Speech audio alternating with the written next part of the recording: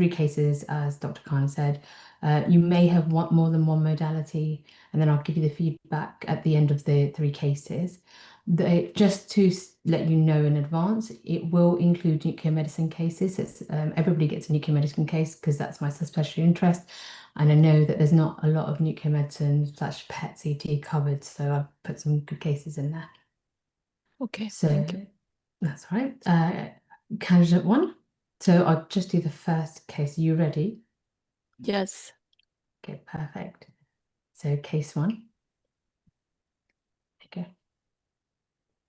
Okay, so I've been provided with whole body scan in anterior and posterior projections in 2 different intensities. So here I can see that there are areas of increased tracer uptake which is present involving the manubrium, and patchy tracer uptake is also seen bilateral ribs posteriorly, with areas of focal uptake in the skull and the multiple vertebrae like in the thoracic and lumbar vertebrae. There are also areas of increased tracer uptake are seen within the proximal femora, like metaphyseal region, shafts, and the distal metadiaphyseal region bilaterally. So in summary, the findings are most likely of multifocal active bone pathology. My differential in this case, most likely this is due to metastatic bone disease. So if the patient is a known case of any primary, so I will discuss this case with the clinicians and compare with previous imaging if available. And further discussion in MDT regarding primary and workup for the primary and X-ray or CT scan or CT staging, and then discussion in relevant MDT for further management of this case. Okay. What primaries do you think could cause this appearance? I cannot see the breast shadow. So if this is the male patient, the prostate cancer is the primary, most probable primary, as most of the lesions are osteoblastic. And if this is female patient, then breast cancer is the most likely primary in this case. Anything else that you can see on this study that makes it a bit, anything else? Yeah, I can see that there is faint visualization of the both kidneys, and there is increased bone to soft tissue background ratio. So it seems to be super scan of malignancy. And do you know how we get a super scan? Pardon? Do you know the reasoning behind a super scan? Why is it called a super scan? Why this called super scan? Because No, I can see why this appearance happens, I mean. If you don't worry. I didn't get you. Sorry. Do you understand why there's reduced renal uptake? No uptake. Um, I cannot see any area of reduced uptake. Most of the uptake is showing increase or patchily increased tracer uptake. So this gives the osteoblastic activity. Okay, yeah, that's fine. Case 2. Okay, this is X-ray chest frontal projection of a skeletally mature patient. So here I can see, first of all, I can see that there is a implantable defibrillator device in the chest with 12 lead. One of the lead is in the right atrium and the other in the right ventricle. I can see that there is reticulonodular opacities which are present in the both lung fields, which is more marked on the perihilar location. There are also ill-defined airspace opacities in the both lung fields, which is more marked in the lower zone. I am looking at the CP angles. So CP angles seems to be clear, and there is no pneumomediastinum. The bones, I'm looking at the bones. So on this projection, I'm thinking that bones appears to be a little bit sclerotic. So I will little bit window the image to check or confirm these finding. And yeah, I will compare with the previous imaging to check the progression of the disease, and further evaluation with CT chest with contrast is required to confirm these findings and further to check the complications. Okay, so what's your final diagnosis? I'm thinking a line of pulmonary edema or pulmonary pulmonary edema. This is basically by bilateral perihilar location. Other possibility could be if the patient is immunocompromised, so this may be due to pneumocystis gyrovascular pneumonia. And the other possibility, these are my two top differentials in this Okay. case.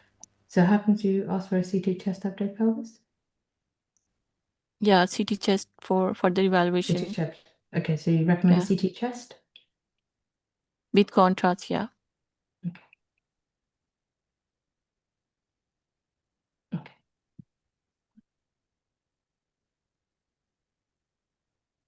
Okay. This one, I'm going to see if you can try and request if you can share my monitor and then see if you can press play. If you can't, then I'll press play myself.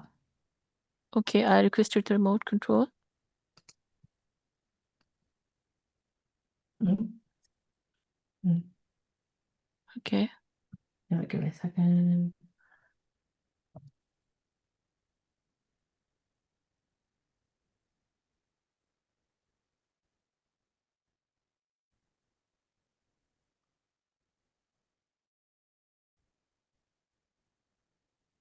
It should work now. The play cursor is at the bottom, and then you can move it up and down as you wish. So you have to go down to the bottom where the play, yeah. Oh, no, go back. Oops. No, it's Just okay. changing the. Do you want me to do it? If it's basically at the bottom here. Can you see here? I want to just take Yeah. the mouse for a second. You press play and then you can move it from here. So you can drag it this way. So can you understand? Okay. Yeah. Okay. Perfect. And then just drag it as, yeah. It takes a while because I think it's in the middle. Yeah. Yeah.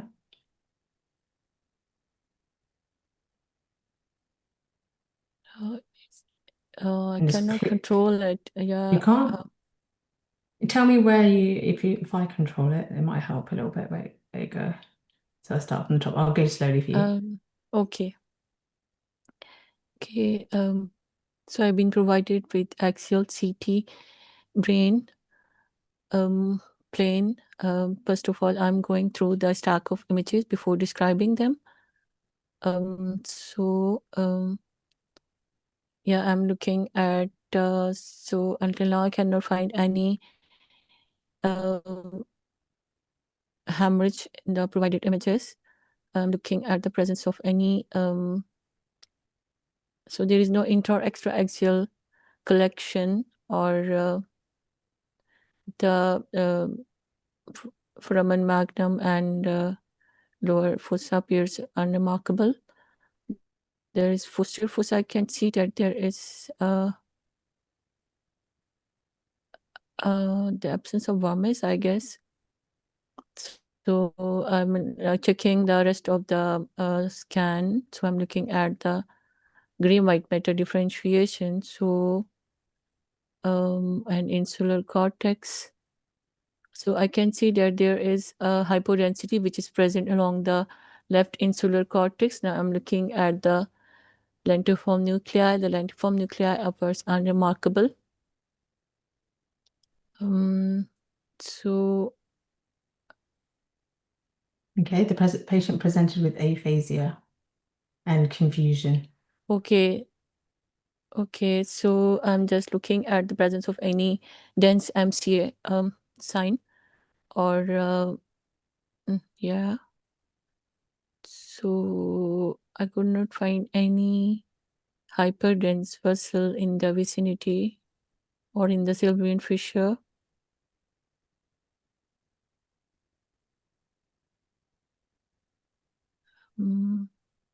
So I'm suspecting a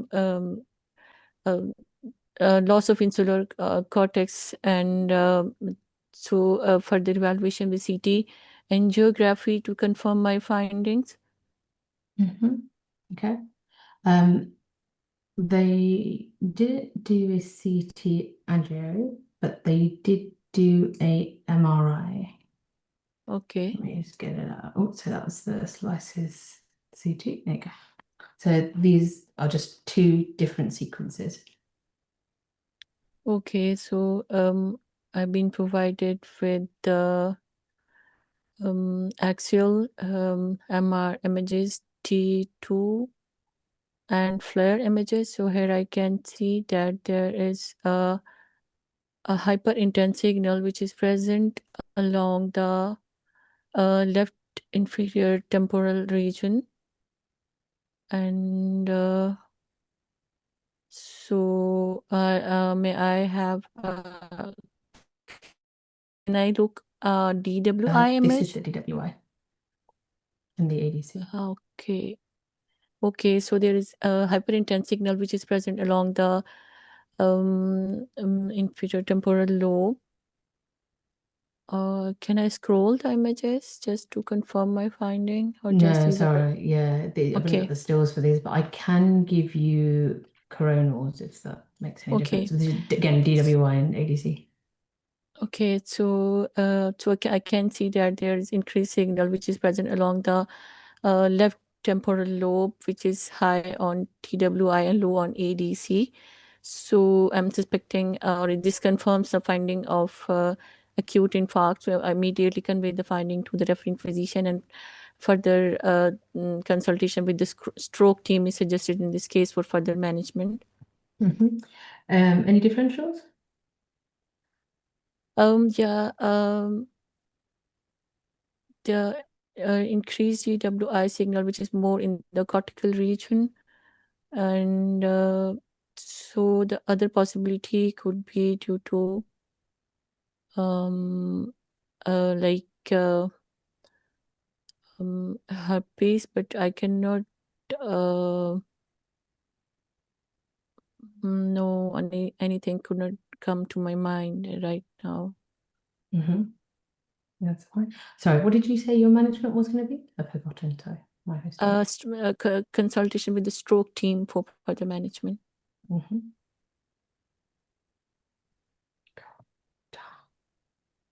Okay, well done. You did really well. That was your 3 cases. How did you feel? I think last case was not good. Yeah, there's always going to be one case that's always going to be a little bit harder than the other. And it didn't help that I gave you still images rather than the scrolling of that. So, that was also hard. Um, but yeah, Okay. so going down to it, so going what the current assessment for the new marking scheme is, they're talking about radiology knowledge, observation, clinical reasoning, and then clinical safe and management. So I thought you did really well. I understood everything you were saying and you were clear and concise. You described the study well in the beginning and then you went out and talked methodically. Um, so this one, you knew the findings, but I felt that you just needed to take a little step back because I think you knew it was a super scan. But the perfect answer would have been this is anterior and posterior views of the bone scan. There's increased tracer uptake within the axial and appendicular skeleton with only a faint tracer uptake within the kidneys. This is consistent with a super scan. The cause is due to diffuse bone metastases, prostate in a male or breast in a female are the most common. There are also metabolic causes such as hyperparathyroidism and renal osteodystrophy. In the context of cancer, yes, I would check if they had a recent CT chest abdo-pelvis, if clinically appropriate. So my thing is because you were like going through manubrium, sternum, you used valuable time. So if I see a scan that I think diffuse bone uptake, I first look at the kidneys and think, okay, wait, have they given me a classic super scan? If they haven't, then fair enough, describe it. But if they have, then you can say there is diffuse tracer uptake within the axial and appendicular skeleton because you used vital time that you could have used for the management. But you saw everything, so that was absolutely fine. This is just being picky, and you're correct. It Okay. was osteoblastic. Mhm. Um, so anything that comes up on the bone scan tends to be osteoblastic. Um, the reduced renal uptake, this is just me just asking, is because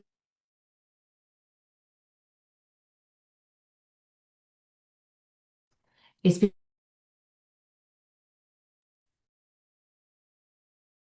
I've been muted. Oh, I've come back. Okay. And it is because all the trace is taken up by the bone that nothing's gone to the kidneys yet to get excreted. So that's why it's all because normally you get bone uptake, but it's excreted by the kidneys. So you'll get renal uptake as well. But because all of it's gone into the metastatic bone disease, nothing's in the kidneys. And you'll see Okay. something soft tissue. So yeah, that was just me being picky. But I was impressed. Yeah, very good. Just take your time, look at everything, and then go through it. Because you could have easily scored full marks on that one if you'd given me the super scan bit. So you passed, but you could have got really well because you already know it if you'd gone through all of it. Okay, Okay. so well done. So next Thank you. one, this one. Oh yeah, yeah. So this you were right. It was pulmonary edema. What made you? Did you just get swayed by the? Is it the clavicles that you were thought that were sclerotic maybe? Yeah. But then they're bilateral. So if you take a step back, you can see they're bilaterals. They're not expanded. They don't look moth-eaten or anything like that. It's just a projection of it. So AP chest radiograph, left-sided pacemaker, very clear. You said where the leads were, so I was impressed with that. Went straight in for perihilar pacification. There is some blunting of the costophrenic angles, which were effusions, and there was a CT afterwards, so I definitely know there were effusions. Um, and again, causes were pulmonary effusion. And like you said, if the patient, I would just caveat with, if the patient was clinically unwell, with fever and unwellness, PCP could also be in the differential. But given the fact that Okay. they've got a left ventricle, they've got a dual lead pacemaker and cardiomegaly, pulmonary edema is my first differential. And the way I asked you to talk like that is because there's a mark here for clinical reasoning. And if you show, oh, actually, yeah, I think it could be that, but I think this is the one that I'm going for the most because of this, it shows your thinking. And a lot of these marks, if you're showing that you're thinking like a consultant, you're more likely to score the marks because your reasoning is there. And you Okay. know it. Exactly, you knew it already. And obviously with this is diuretic treatment, they can check with the BMP if they needed to, but yeah, bond or pulmonary Okay. edema. Thank you. That's fine. So yeah, just careful because I think you said a CT chest, and for pulmonary edema, you don't need a CT chest. Yes, for PCP, but careful about ordering like a CT thorax. So someone might be mean and be like, why? Um, Okay. so yeah, okay, this one. Yeah, this one was hard. I got this on one of my hot lists. So if I can convince you, well done for picking the left insular ribbon. I thought that was a harder finding. Oh, sorry, let me get that back. Well done for picking the left insular ribbon. Yes, that is hyperdense. But for an MC, can I convince you now for the left temporal here? Yeah. And it's Yeah. Now. quite, yeah. And then what got me was it was insular cortex, left temporal, but the basal ganglia is okay. So for an Then infarct, gone. so HCV then HSV then So the top differential. Yeah. yeah, so limbic encephalitis Yeah. is the top differential on this one, but it is a hard case. And I did again, and you one thing you didn't ask for, and I was mean because this you should have asked for, oh, usual practice. I would have looked on the stroke windows Yeah. because I gave you the brain windows. So the next set would have been, yeah, well, these are the stroke windows. I mean, yeah, these are stroke windows, but you should have said, oh, in usual practice, I would like the stroke windows. And then they might give it to you. And then because you're thinking that way, they might help you out or they might not, but at least they know your clinical reasoning is sound.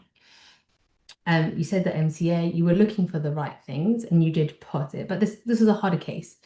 So after you see the inferior cortex hyperdense and the low attenuation of the enhanced CT, the MRI confirms that. Can I convince you again? It's quite gyral on the inferior frontal. Can you hear and here? Yes. And again, so that goes with limbic encephalitis. So ideal cases are unenhanced CT head, low attenuation within the left temporal lobe with sparing of the basal ganglia. Given this experience, it's not typical of an infarct, given the basal ganglia spread, so I'd be concerned about lymphatic encephalitis. Infarction is in my differential, but because the basal ganglion is less likely, and would advise an MR for further characterization. Okay. With limbic encephalitis, it's not just the infective such as HSV. We all jump to it. Even I jumped to it first in my report, but I made sure I put other causes such as paraneoplastic and autoimmune, but yeah, paraneoplastic. On the MRI, obviously there's restricted diffusion, which is in keeping with limbic encephalitis. So HSV serology, if the patients are mild, they can also do a lumbar puncture to look at MCS and then antibodies for autoimmune. And then if they think it's paraneoplastic, they can do a chest pelvis. This one came back as HSV1, so I was like, yes, to myself. But yeah, this is one of my fun hot seat cases. Well done, you did really well.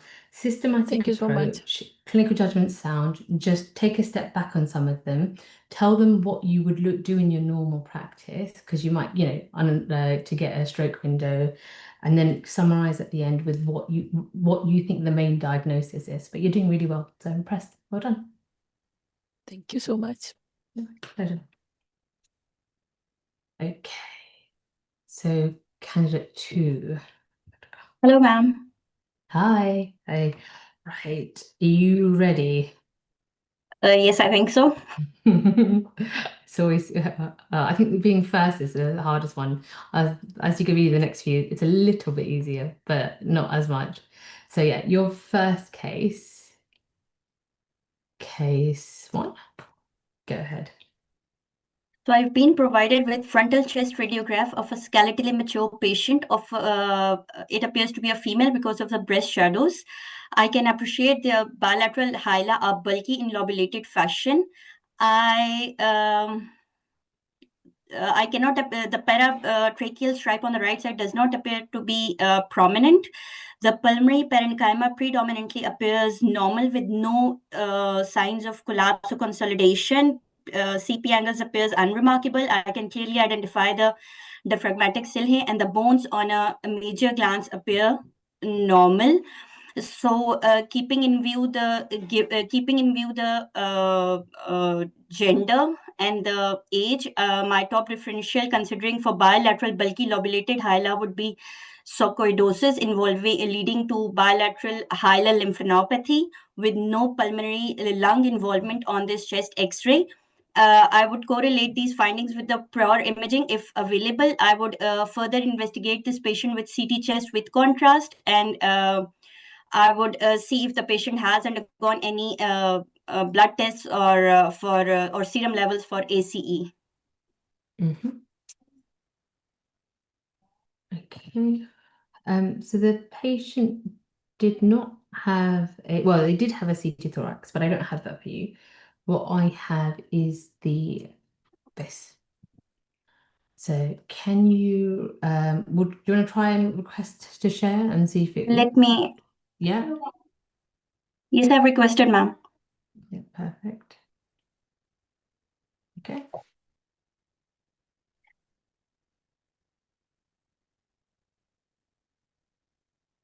These are the fused PET CT images demonstrating.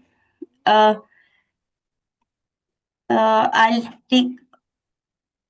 Can I please take a moment to scroll? Take your time. Do I need to press this play button again?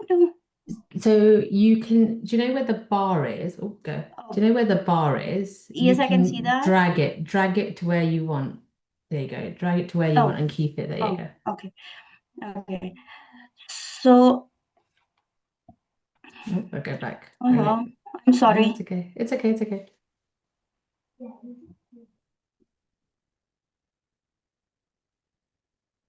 So these are the fused PET CT images where I can see avid radio tracer uptake in bilateral hilar regions corresponding to the previous X-ray that we have seen.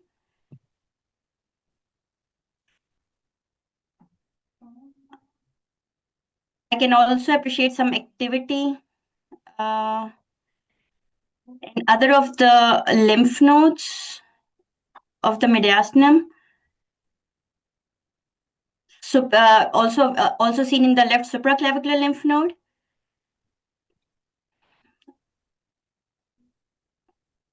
So there's also a focus of increased radiotracer activity in the left pelvic region. I'm trying to scroll it back to that area.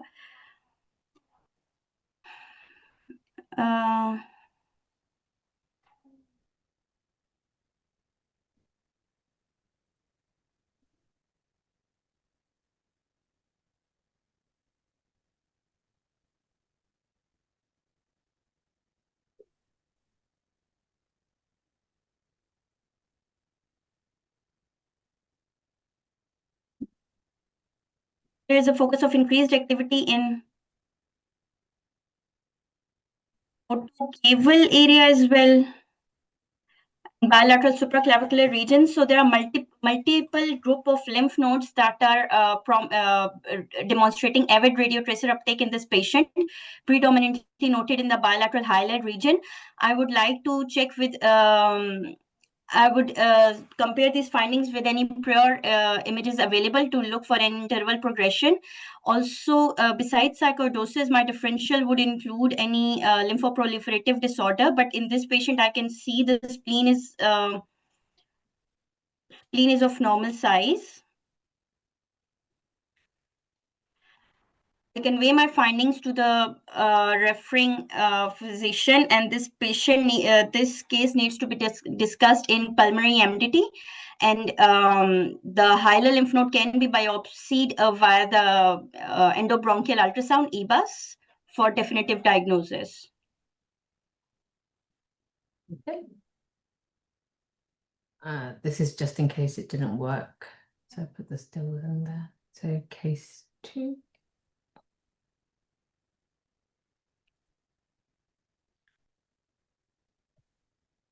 So I've been provided with multiple spot images of renal scans.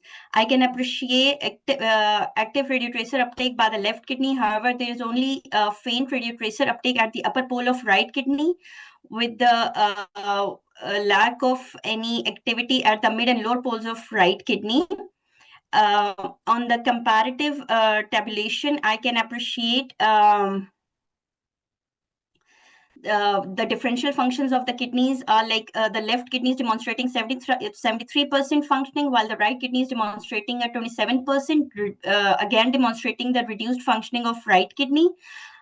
Considering these given images, these given findings, I would like to correlate my findings with any prior available images of any ultrasound to look for any pathology or any mass occupying the middle and lower pole of right kidney, causing this lack of radiotracer activity on the right side.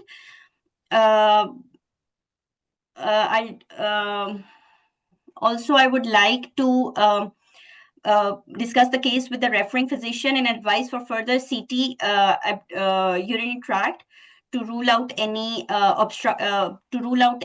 parenchymal mass lesion.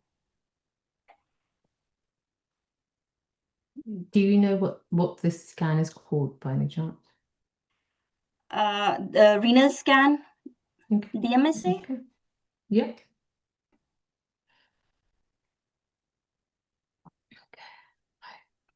Oh, sorry. Oh, what? Give me 1 second.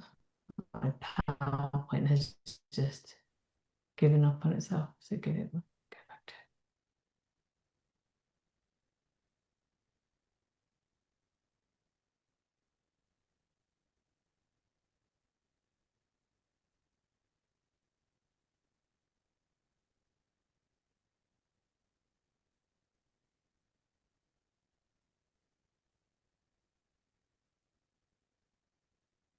Okay, your next and final case.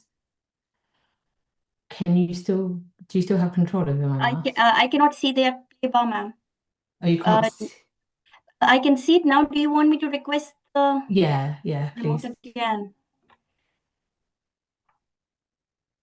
No, I still have it, I guess. Oh, you've got it. Perfect. Yeah, I've had it.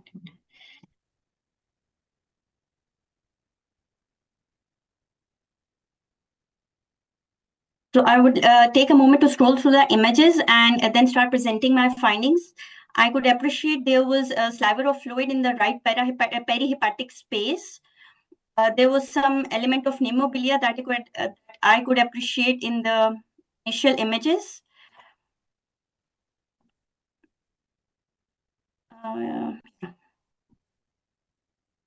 Yeah.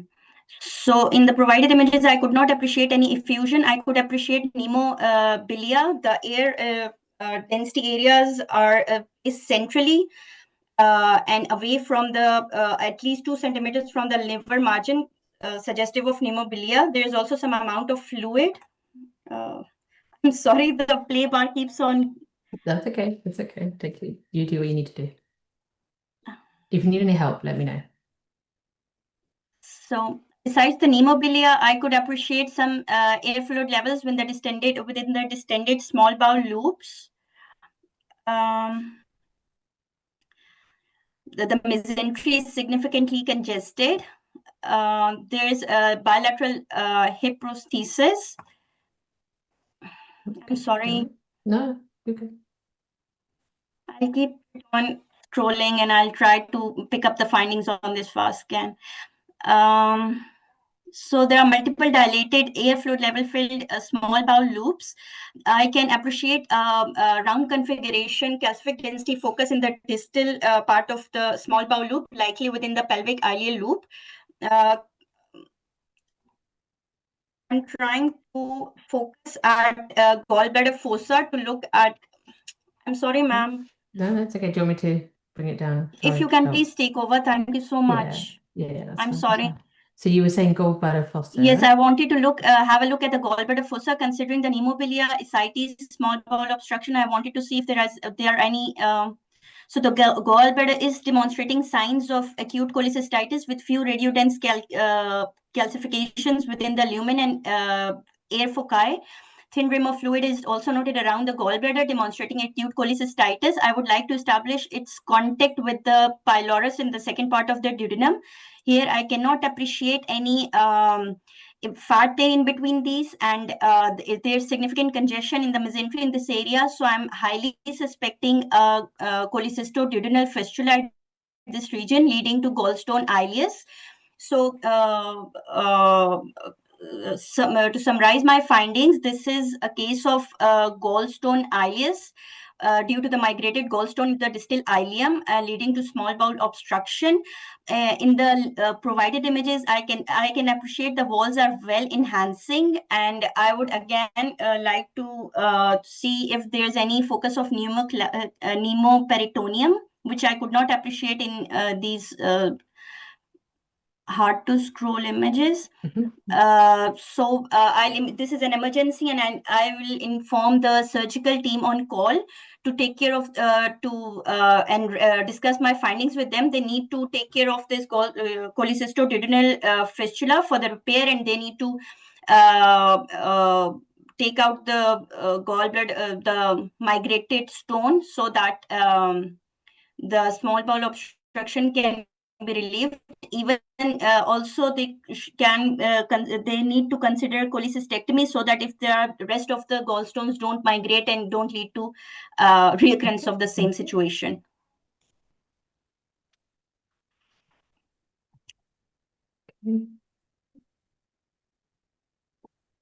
So feedback. So yeah, you did really well. With a systematic approach. For this case particularly, so you did say bilateral hyaloid adenopathy. The only thing is you went for due to the gender. Well, gender you could see because of the breast tissue, but the age, I didn't tell you the age. So careful, because I Yeah, didn't right. actually tell you how old the patient was, right? Because you said, oh, this is in keeping with sarcoid.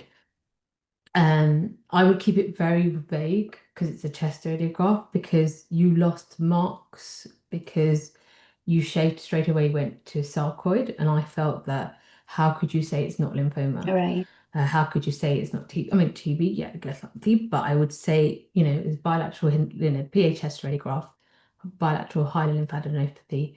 My differentials would include lymphoma, sarcoidosis, and TB. Advice cross-section imaging and tissue biopsy with EBUS, and you did say do ACE levels for sarcoid. So yeah, that's correct. But to get all those maximum marks, do the whole thing and make sure you have the differential, because this is a chest radiograph. You can't Right, ma'am. tell. You can't tell. But yeah, no, you found the findings really well and well presented. So this one, yeah. So we use FDG average. You said, I think you said, did you say uptake or no, activity? Yeah. If I can convince you there, so this is the scale that we use, just so that you're aware. And those nodes are on the red Yes, ma'am. part, right? So they're very intensely. So you can say there's increased, well, we say intense, but you don't need to. You could say increased trace activity, particularly within the lymph nodes above and below the diaphragm. And you say including the supraclavicular, mediastinal, and precaval para-aortic. And the reason I say that is particularly for lymphoma and sarcoid to a point, but mainly lymphoma, above and below the diaphragm makes it a stage 3. So it's good that you're thinking that way when you see sort of lymph nodes in general. The where you fell down was that you discounted lymphoma because the spleen was not enlarged. No. Splenomegaly, yes, you can get in lymphoma. It's not lymphoma. This turned out to be a lymphoma on Mm, EBUS. So unfortunately, you lost marks on this just by discounting it. So just right, careful on that one, because you knew it as a differential, right? But you're like, right. oh no, it's not going to be that. And I was like, no, don't say that. So you can discount TB, yes, because there's no parenchymal changes. And so you can say my top differentials. I mean, I still always think if it's above and below, I'd always put lymphoma first. I know sarcoid you can get above and below the diaphragm, but it also, because I'm biased because I do lymphoma MDT, so I'm a little bit biased on this. But I would always put lymphoma first. If I see this, I'll be like, yeah, my concern is lymphoma. You were right. You can EBUS this, or if plausible, they can ultrasound guided of that supraclavicular if it's possible. But yeah, I have to. Pulmonary MDT, I would go for discuss in an MDT, because it's not really respiratory, right? It's not a pulmonary MDT, so I just say discuss in MDT. And if they ask you what MDT, you can say possible lymphoma, so lymphoma MDT. Um, but it depends on the patient's symptoms, LDH and stuff. So yeah, discussing MTT was what I'd say, and curriculum. But that might be too difficult. I'm not a biopsy expert, so I don't know. So yeah, that was fine. So yeah, just be careful. Don't discount stuff so easily, particularly lymphoma. So Right. otherwise, Thank well you, ma'am. done. That's fine. Okay, yeah. So this one. So I asked you at the beginning, were you not sure in the beginning whether it was a DMSA or not? I needed to think. Yeah, no, it's I, okay. Yeah, I yeah. understand. Yeah. But I totally understand. I was impressed actually, because most people I show this case um don't um don't present it as well. So you did quite well, because like you said, DMSA study. So you said renal study at the beginning. Yeah, DMSA study, anterior and posterior views. You know it's a DMSA because these are static images of the Yeah. anterior and posterior. Once you're looking for a MAG3, you'll see the curve because it's looking at uptake and excretion. So this is just static images. And then you've got like you said, the relative uptake posterior. We look at the geometric mean mainly. So yeah, so next time just look at the geometric mean, but I don't think anyone will, think anything because they're of it. So yeah, geometric. So you can say, and I like the part that you say is reduced uptake within the right kidney. And you said that the left kidney was normal, and you said there's uptake within the right kidney. A nicer phrase would be photopenia, is a phrase that we see, which means there's no uptake. So there's photopenia within the right mid and lower pole, with normal triglyceride uptake within the right upper pole. Sorry. Split function shows geometric mean of 80% and right with it, which in keeping with reduced function. And the causes are, and this is where you said causes including obstructing lesion, but to score higher, you need to tell me what the obstructing lesion is. And so you could have gone. I was thinking, shall I push you? And I thought, let me wait and see if you say anything, but you didn't. But Ma'am, considering that we are not sure this can be any lesion, if it's a large cyst at this point, even that would become a photopenic. So can we say that on this image only? Can we say it can be a benign or malignant pathology? Because so what I would be like, I would be concerned about. So yeah, a cyst can cause photopenia. So you are right. You are right. So it could represent a cyst, but I would be concerned about an obstructing lesion such as an RCC or a TCC. So perfect. yeah, that's fine. Okay, That's thank fine. you. Thank you. No, it's good you point that out. Actually, I might put on there. It could be a cyst, but yeah. And then you'd inform the clinical team and then do cross-sectional imaging afterwards. This was the core study because it turned out to be a TCC. So just to go for DMSAs, for those that don't know much about DMSAs. So with a DMSA, you inject the tracer with technetium DMSA, and then you take image 3 hours later, static images, anterior and posterior. And using those regions of interest, we then work out a split function. So they're static images. You don't get a renogram like you do with a MAG3. And what you're looking for is scarring. And how they look is wedge-shaped areas in the cortexes of reduced perfusion, whereas that one was a whole chunk of area that was photopenic.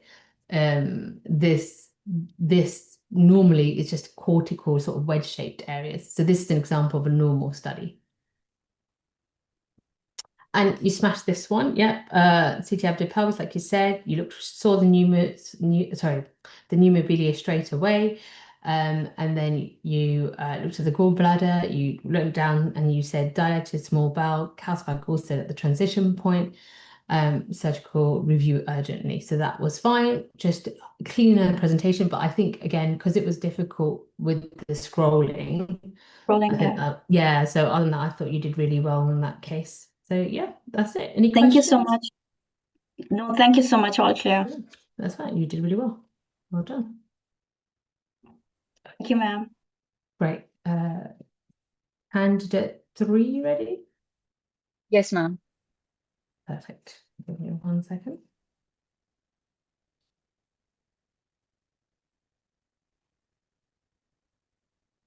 Right.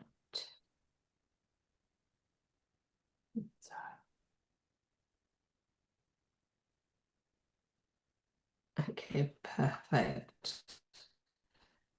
Right, candidate 3, let's go. So your first case. Yeah.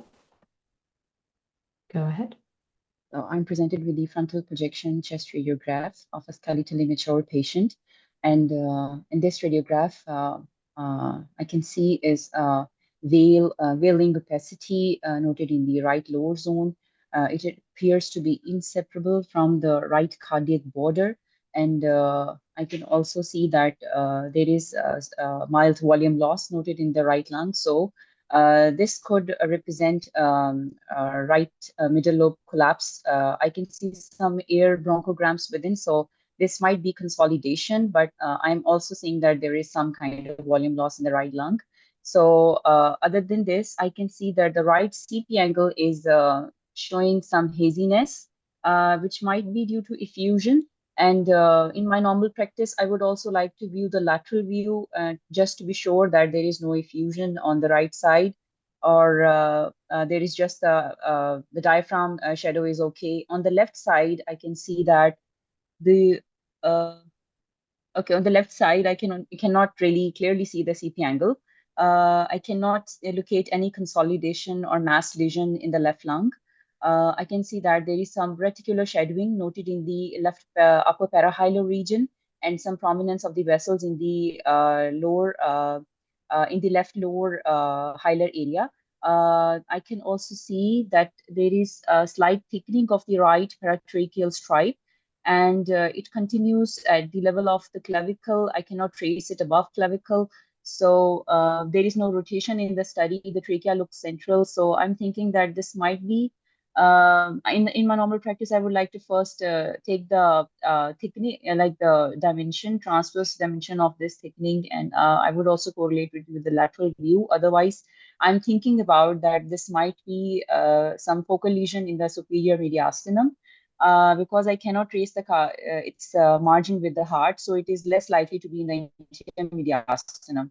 So in summary, I'm looking at the bones. I cannot appreciate any focal bony pathology. I cannot see any pneumothorax. The cardiac size also looks normal. So in summary, I can see that there is right middle lobe collapse slash consolidation with a thickening of the right paratracheal stripe, which I would like to evaluate it on the further imaging and in the lateral view if available. I will also compare the findings with the previous imaging if available. Okay. So what are your differentials for right middle leg collapse? So first of all, I am looking at the hilum, and if I think that this is an adult patient, but I really cannot trace any obstructing lesion within the bronchus. I can mark the shadow of the bronchus, but I cannot see any focal lesion within it. In the adult patients, the one of the reason could be an endobronchial lesion, which might be causing collapse. And but I cannot see any hyperinflation in the lung or any density within the right bronchus. So the other possibility could be of infection leading to the collapse, particularly the pneumonias. And for that, I would like to correlate with the clinical history that patient has any fever with chills or anything. And other than that, So what would you do uh, next? I would like to order the CT scan for this patient. Okay. Case 2. Okay, do you want to request to share or control my screen? Requesting. Yes, requested. Yeah. So just be wary. You might have to you can play and then you might have to scroll on the bar, and it does take a while. Okay. So just play first and then you can.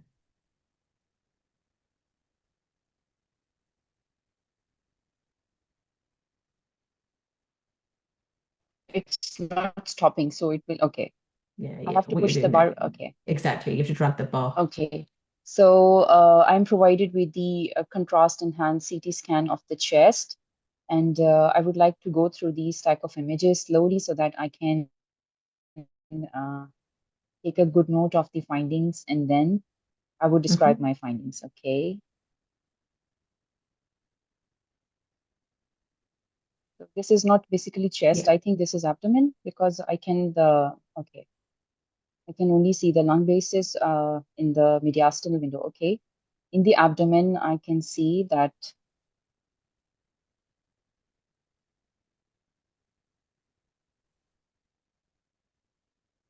just a quick look on the liver and spleen. Okay, I cannot see any focal lesion in the liver.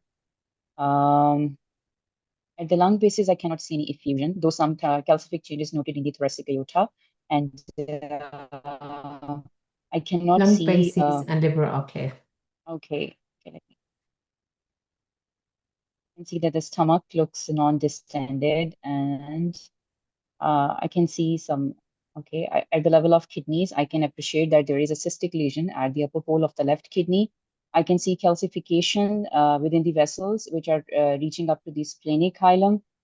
Both kidneys demonstrate perinephric fats trending. However, I cannot see any hydronephrosis. Okay, what I can see is that a striking abnormality is that there is a focally enhancing soft tissue lesion, which is noted in the right mid-abdomen. And I am trying to look at its configuration with the surrounding structures. It's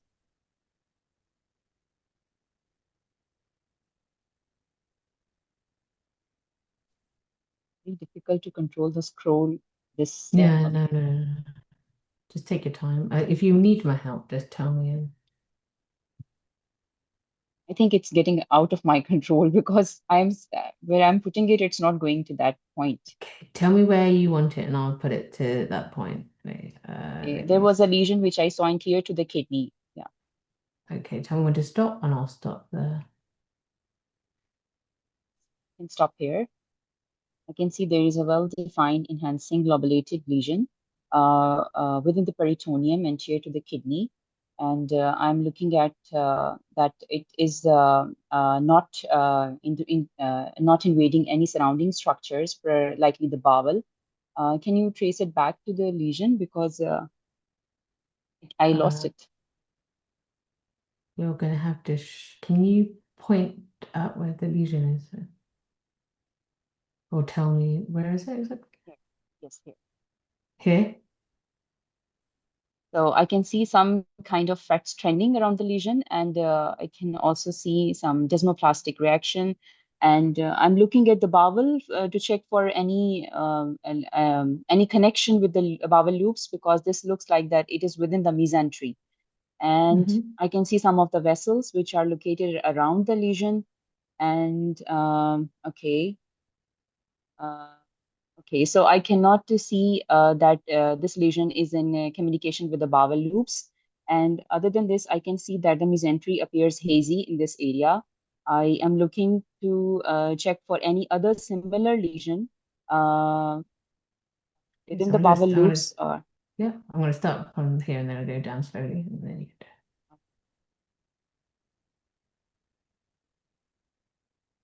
Okay. Yes, I can also see that there is some focal enhancing area within the bowel loop. In my normal practice, I would like to review it on the coronal.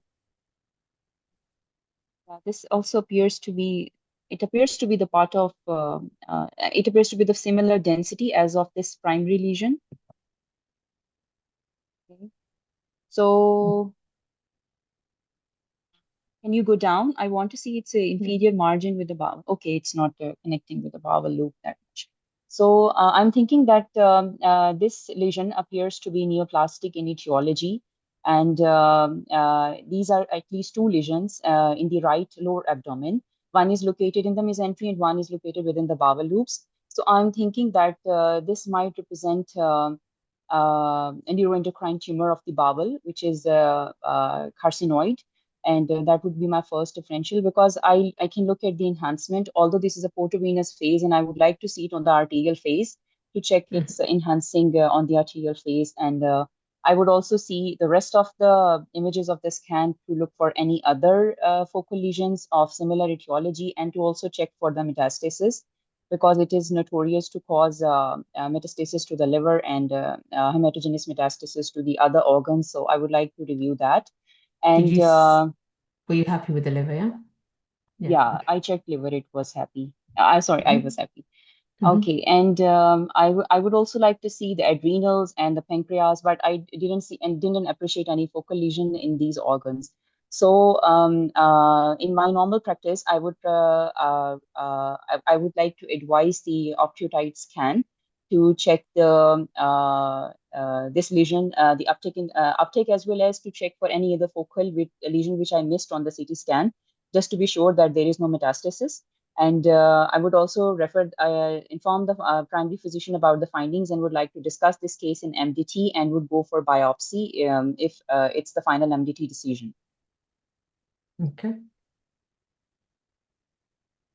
Do they normally biopsy neuroendocrine? Do you know what they do? I don't think so, that normally they do not do. I think the imaging is diagnostic, but in some cases they can, if they want, they can do it Okay. if there is any query which cannot be addressed. So it is a Okay. multidisciplinary decision, yes. Okay.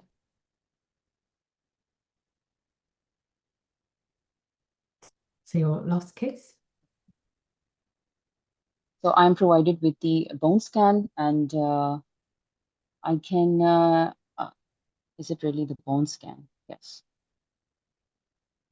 I cannot see any uptick in the bones. So I'm thinking that this is, uh, okay, I can see increased radiotracer uptick in the liver. So I think this is maybe octreotide scan, because Okay. I can see the uptick in the liver, but I cannot see any uptick in the spleen. So I'm provided with the anterior and posterior images, and I can see that on the delayed images, there is increased activity within the liver. I think if um, it could be physiological, because in octreoscan we do see activity in the spleen and the liver that is within physiological limits. Can I know the history of this patient? Incidental lesion on CT.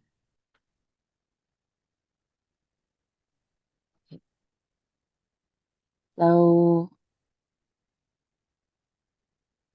looking at the images, I am trying to see any abnormal radiotracer uptake. I can see that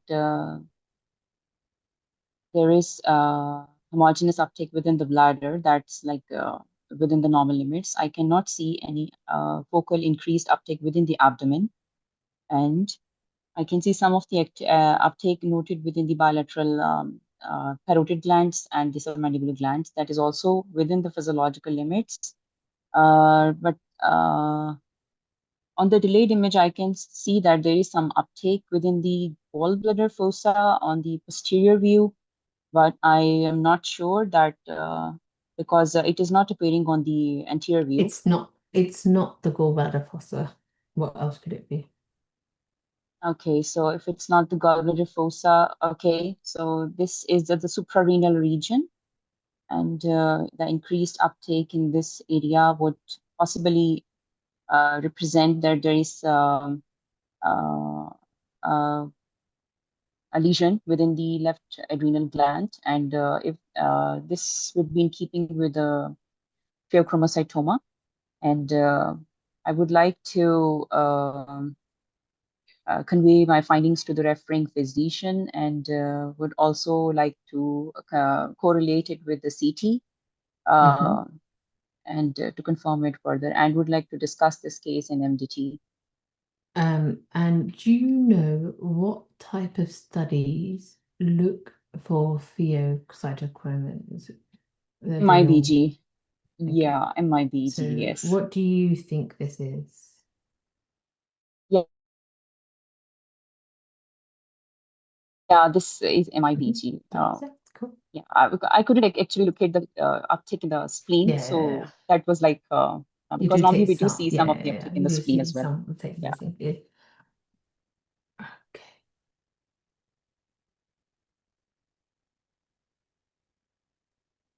Okay, so yeah, your first case was just a right middle leg collapse. So you presented it well. Clear chest X-ray, triangular opacity. So just a nicer way of saying it is a triangular opacity abutting the right heart border. And I like what you said with some element of reduced lung volume. That was fine, which is in keeping with right middle leg collapse. I think that paratracheal type is fine. It's not really lobulated or nothing, but I see where you're coming from, but it doesn't look I think that's all a part of the volume loss in that area. So just my feedback for you was to just make it shorter and sweeter because you're going through those three cases and we've got two examiners. You need to make sure you go through those cases. So something like right middle lobe collapse, you should literally practice that. So how I did it, I was practicing talking about right middle lobe collapse, or upper lobe collapse. So that I keep saying valvular capacity and everything. I used to say it in the mirror so that by the time the exam came, if I definitely saw it, it will be a slam dunk that's just done, and then you say it. So you bet this is a triangular opacity batting the right heart border with some evidence of volume loss. Although this could represent, an acute clinical study of the patient with unwell mucus plugging, I'd be concerned that we can't rule out an obstructing lesion. I can't, like you said, I would check two previous imaging, speak to the clinical team, and if infection and mucus plugging is not ruled out, I'd advise a CT thorax for further characterization. So all you said was perfect. My only thing is to just say clear, succinct, and summarize it. So you're finding so it should always follow your observation, your reasoning, and then your what it is safely with your management. So follow the thing of knowledge, observation, clinical reasoning, safety. So yeah, observation, your reasoning, management, and put it so it's nice and clear. Oh, sorry, that's a question. If I can see this. See if I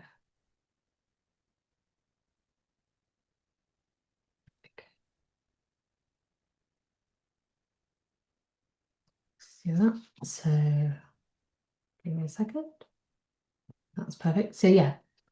So the next case of the carcinoid, I thought you did that really well. I'm going to go back to it if I can. I see if I might be able to play it here. I'll go back. Give me a second, just to show it a little bit easier on the bigger screen.